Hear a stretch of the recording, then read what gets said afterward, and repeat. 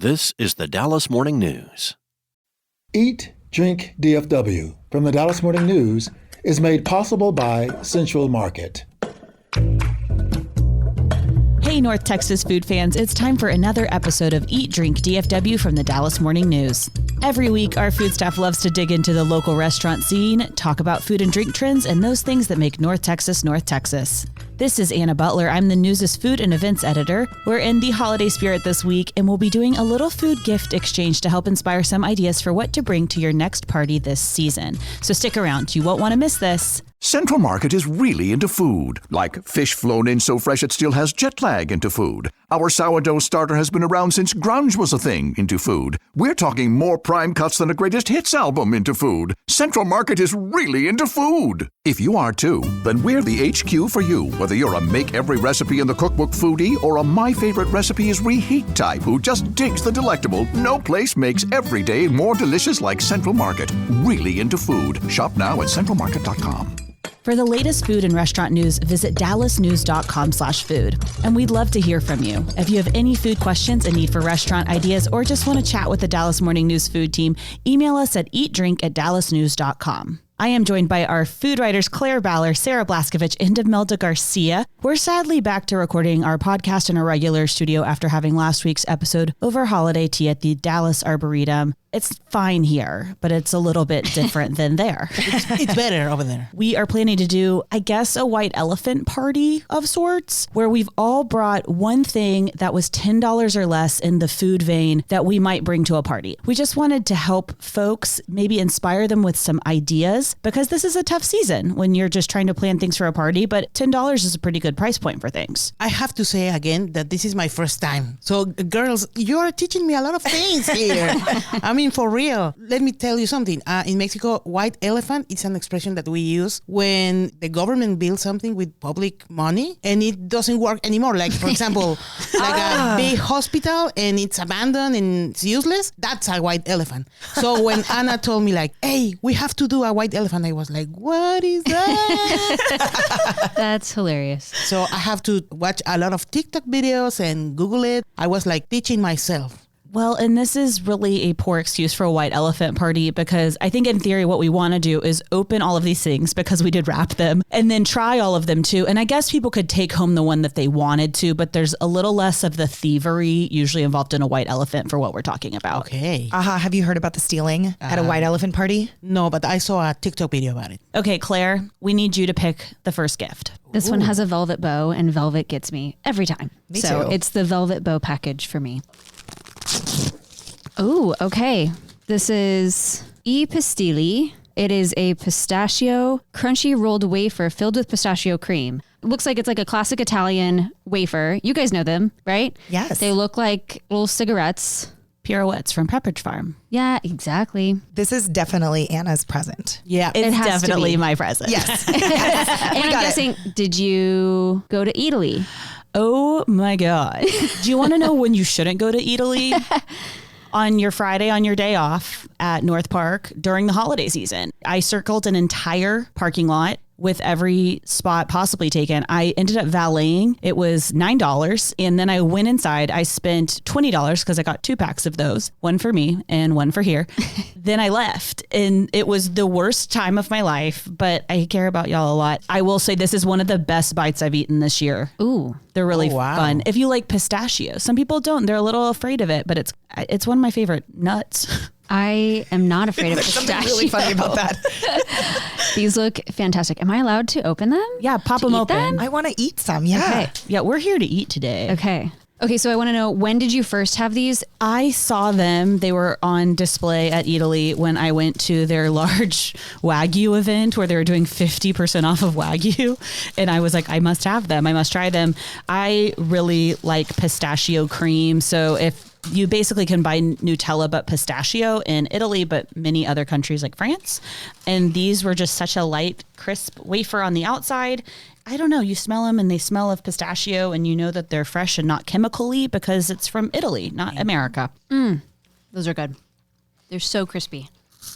I love these things. I think they would look really cute in like a glass dish on a table of Christmassy colors because they're green. And it's the kind of thing that I would destroy at a party. Yeah. Just like casually keep making my way over to the bowl. And then next thing you know, there's one left. Food is set out at parties to eat, and you're just being a good guest. These are a win. Anna, that was your gift. So I think this means that you pick the next one. Sure. I like this one that looks like a candy cane. This is some sparkly wrapping paper that reminds me of when I would sell wrapping paper as a child door to door. Oh, those were the What? days. Did you know that some neighbors would say no? Because Yeah. they were like, I have grandkids of my own. I don't need to buy this from you. Who says no to a 7-year-old? Well, that wrapping paper was expensive. And they were like, I guess I'm going to finance your band or orchestra life. Okay. One, this is reversible wrapping paper, so it's definitely from that catalog. The other side is snowflakes. These are some whoppers of chocolate chip cookies with some big old flaky sea salt on them, and they look absolutely fantastic. Whose are they? Who's your guess? Sarah? Yes.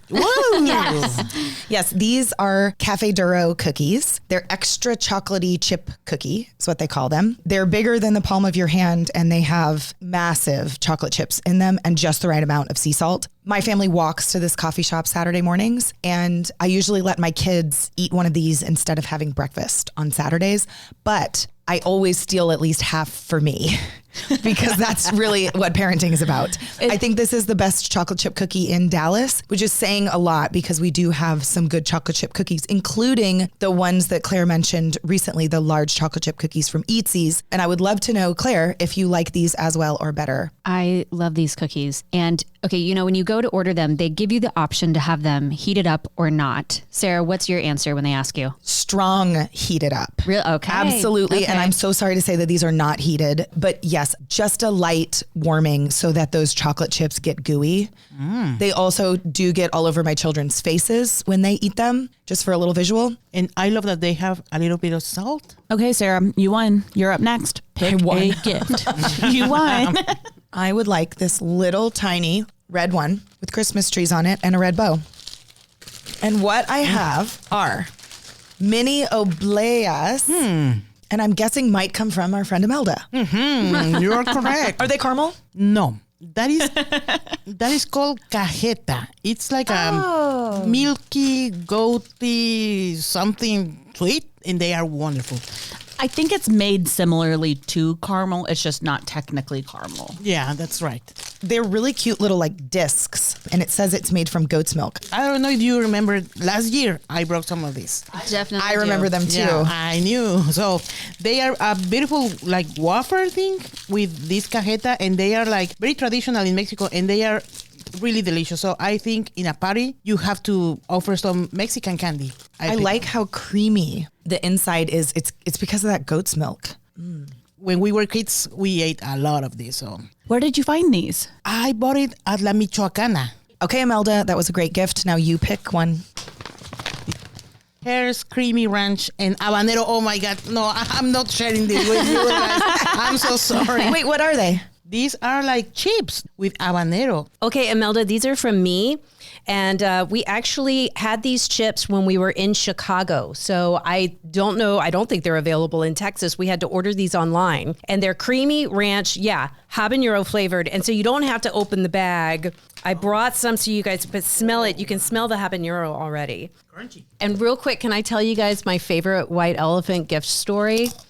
I was at a party and we were all fighting over this giant bottle of wild turkey. Like anytime someone got to go, they would ask for the bottle of wild turkey.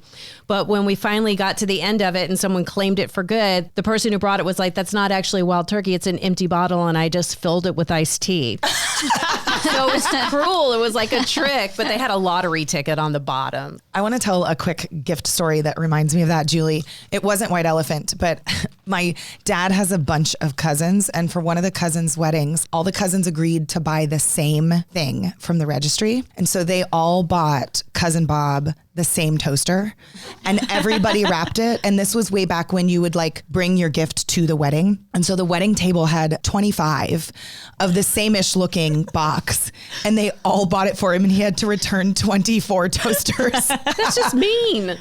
One of my favorite white elephants of all time was a work white elephant, but someone brought a live lobster. And so you unwrapped it. And so no one knew what to do with it. And so I was like, I guess I'll take it. And I made lobster rolls that night, RIP.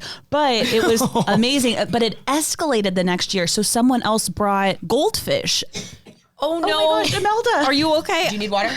Imelda's being taken out by the habanero chips. Not the person I thought would get wrecked by those. I'm dying. While that's happening, I've had about 16 more of these potato chips. I think they're perfect. They're so good. That ranch seasoning really balances out how spicy that garlic is. That's nice. You know, those would be really good dipped in like a sour cream based anything. Imelda, can I see the bag? What is the brand? Who makes these? Airs. Hers. HERR'S. There's so many ways to pronounce that. Yeah, I'm not going to take a stab at it. Yeah, these happen to be gluten free. Most potato chips are. Are they? Yeah. Julie, it's time to pick. And my math says that you might have a good guess whose gift this is. Wiggles. Oh, these are delicious. These are the spicy pickles, aren't they? I'm so glad you brought these. Yes. We've talked about these and I have not had them. Am I supposed to open this? Okay, guys, these are spicy. I should say, for the record, I don't often eat these by themselves, which we are about to do right now. But I am a firm believer that this is like one of those condiment-y type ingredients that you should just have always in your pantry or in your fridge. And no, I don't bring these to parties to share, but I use them a lot in party foods when I'm prepping party foods. So I think that Wickles are brilliant in a potato salad, in an egg salad, in a chicken salad, any kind of cream-based thing like that. I like to chop them up. I did recently discover that they make a relish, so you don't have to chop them yourself. You can buy a relish. You've been making it a little harder on yourself. I have. I like to save some of the brine and use it in sometimes even like a little bit of a salad dressing. I mean, there's so many things that you can do with them. And so to me, they're just like a great workhorse type of pantry staple. I like the sugar content in those pickles. Unlike a straight ahead dill pickle, these have spice, but they also have that bread and butter sweetness. By my count, I just had 3.5% of my daily dose of sodium. For the record, I don't like pickles and I just ate 2. Those are amazing. Wait, tell us more about why you don't like pickles, Julie. I don't know. I think it's a texture thing because I love anything vinegary, but I've never liked pickles, but I would eat that whole jar. I'm going to fight y'all for those. I'm taking home the Wickles because those are amazing. We're stealing. I have great news. I got each of you a jar so that you don't have to fight them.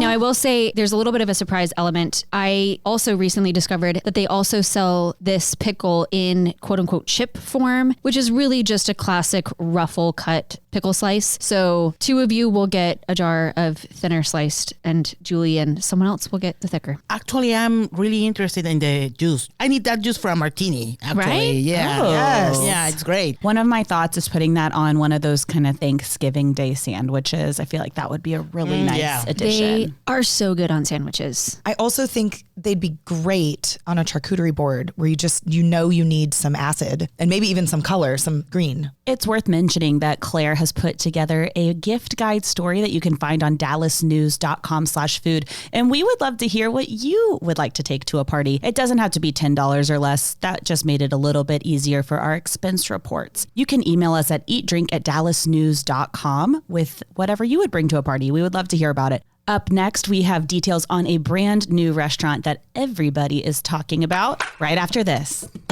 Central Market is really into food. Like when we say cheese, it's in 12 languages into food. Butchers, bakers, and sushi roll makers into food. We're talking so obsessive about quality you could shop blindfolded into food. Central Market is really into food. If you are too, then let us turn your shopping list into a treasure map. Get inspired, get adventurous, or just get a chef-made dinner when you've got more taste buds than time. No place makes every meal more amazing like Central Market. Really into food. Shop now at centralmarket.com.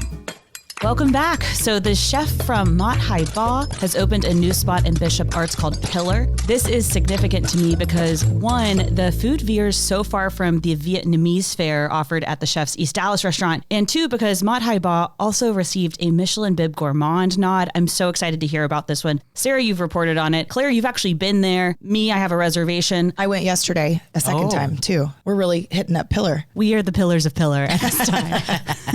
Okay, I want to hear more about the type of food it is because it is starkly different from Mat Hai Ba. That's right. Pillar is an American restaurant. The story behind that is interesting, though. The chef was born and raised in Serbia, had intentions of becoming an attorney there, moved to the United States to visit family, and eventually chose to stay. Throughout a lot of his teens and into his young adulthood, he worked in restaurants and he was just really good at it. So he scrapped the idea of being a lawyer. And now he's what I believe to be one of Dallas's best chefs. His name is Peja Kirstik. His menu at Pillar is upscale favorites, let's call it. So Nashville hot oysters and a really good fried chicken dish that comes with a side of buttermilk biscuits that, though it sounds to me like a main course, he wants a table to order one and just stick it in the middle so that you can, share this big piece of fried chicken, which I would never really consider doing. But I did with him during our interview. And it was so tender, he just pulled out a fork and just used the side of the fork to cut the fried chicken.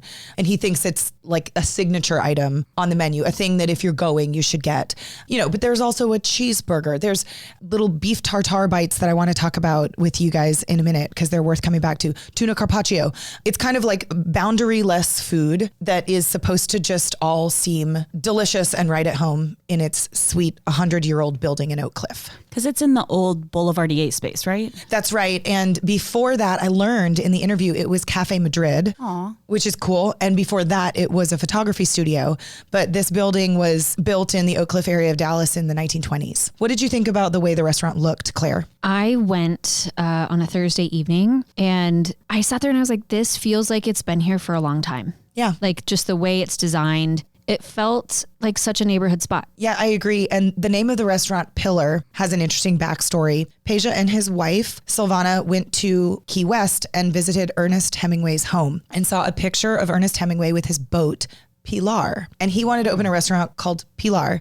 As he was getting going with this restaurant, it just didn't quite feel right for it. And so he added an extra L for Pillar. And the idea became that he wants for it to be a pillar of the neighborhood, but also he has pictures of pillars of the community and pillars of history on the wall. So Martin Luther King Jr. and Tesla and George Washington, that idea of pillars then extends to the menu. This is just a bunch of dishes that might be pillars in their specific genres of cuisine, so like the burger, the fried chicken, things you've heard of that are just the best version of it. What was the best thing that you ate, Claire? I tried the hamachi, the duck, bacon, and leek pot pie, and a lamb stuffed pasta on a bed of labneh yogurt, which was really interesting. Then I also had the chocolate cake, which the chocolate cake, we should mention, is not specific to Pillar's menu. It's also on Mat Hai Ba's menu, but I had never had it. So I figured I needed to go ahead and order that so that the next time I go to Pillar, I can get through the other desserts.